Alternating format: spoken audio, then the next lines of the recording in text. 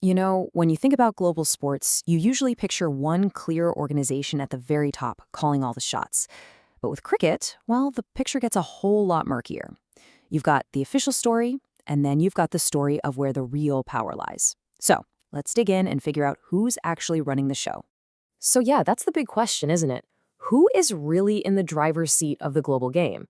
Is it the official institution that's supposed to be in charge? Or is it the financial giant that basically bankrolls the entire sport? To get to the bottom of this, we've really got to look at both sides of the coin. All right, first up, let's talk about the official on-paper answer. This is the organization that, by its own rules, is meant to be in charge of everything. We're talking about the body that sets the laws of the game and, at least in theory, runs the whole show. And that body, of course, is the International Cricket Council, or the ICC. You'll find their headquarters in Dubai, and their entire purpose is to oversee the sport across the globe. They set the rules, they organize the massive World Cup tournaments, and they're supposed to be this neutral guardian, looking out for the game's future. And if you look at their official mission statement, taken right from their own founding documents, it all sounds great. Their job is to administer, develop, coordinate, regulate, and promote cricket worldwide. It's a really clear, noble goal.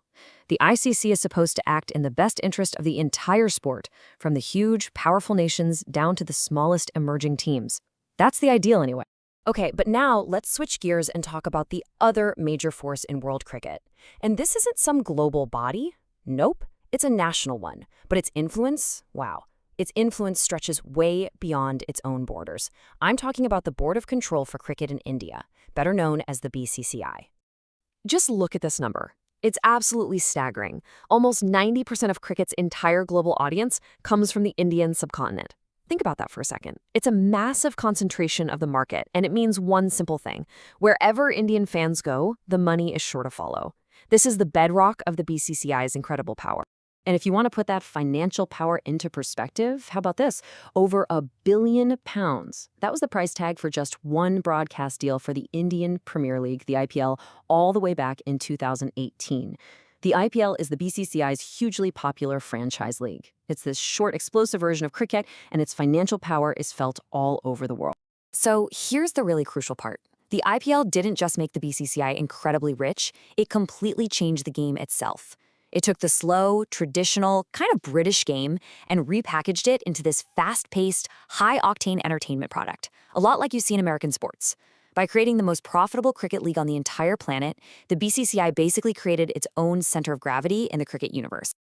Okay, so now we've got our two main players on the board, the ICC, the official governor, and the BCCI, the financial superpower. But it's not as simple as one balancing out the other. The truth is, both of these organizations have faced some really serious questions about how they're actually run. And take a look at this. The problems are pretty significant on both sides. Over on the left, with the ICC, you have independent reviews pointing out huge flaws. The directors on the board, they often have split loyalties. Are they voting for what's best for the global game or what's best for their home country? This leads to shaky decision-making and lets the most powerful members have way too much influence. Then, on the right, you have the BCCI with its own list of issues. It's been slammed for a serious lack of transparency, major conflicts of interest, and this old-school kitchen table style of governance that just doesn't work for a multi-billion-dollar operation. This quote from the respected journalist Sharda Ugra just hits the nail on the head. For years, you couldn't even easily get a copy of the BCCI's own constitution. I mean, just imagine that. It was run more like a private club than a professional sports organization, which is a perfect example of the transparency issues that critics are always talking about. But let's be crystal clear. The ICC is far from perfect. In a huge independent review, the conclusion was blunt and honestly pretty damning. The report said that cricket deserves governance worthy of the sport, but that is not the position at the present time. Ouch. When your own report says you're failing, you know you've got a serious problem on your hands. So you've got both of these major bodies facing their own governance crises. How does power actually work on the world stage? Well, it's what happens when the BCCI's money meets the ICC's political structure. And trust me, that's where things get really, really interesting. So how does all that money turn into actual political clout? Well, it's a chain reaction. It all starts with the cash. Lots of other national cricket boards literally depend on the Indian team touring their country just to stay financially afloat. So that puts them in a really tough spot. That financial power then becomes political power. Remember those ICC directors with dual loyalties? Well, it's pretty hard to vote against the country that's effectively paying your bills. This means that commercial interests driven by that huge Indian market start shaping global decisions, like packing the calendar with T20 leagues. And lurking in the background, there's always the ultimate threat. The BCCI could just pull out of ICC events, which would be a complete financial disaster for the global game. Here's probably the simplest way to think about this whole thing. The ICC is kind of like the United Nations of cricket. It's got representatives from all over the world, and it provides the formal structure for everyone to cooperate. But the BCCI? They're the economic superpower. And just like in global politics, the superpower with all the economic might often has the final say, no matter what the official rules are. And this quote from journalist Jared Kimber really gets to what a lot of fans feel. It points to this huge disconnect between the administrators who are making all these power plays and the actual sport itself. The feeling is that the game really belongs to the fans and the players, not just a handful of people in boardrooms. So after looking at the official governor, the financial powerhouse, and all the complicated power dynamics that tie them together, let's circle all the way back to our original question and see if we can finally land on an answer. At the end of the day, the reality is there is no single entity in charge.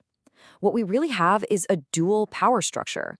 The ICC holds the pen, it's got the formal legal authority to run the game, but the BCCI holds the purse strings. It has the overwhelming financial and operational control that really dictates what is and isn't possible. And neither one can really function without the other, which creates this constant uneasy tension right at the top of the sport.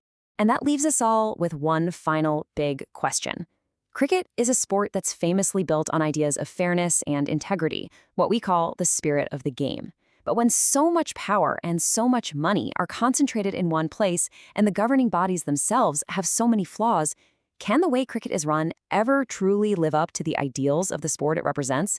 That's something for all of us who love this game to really think about.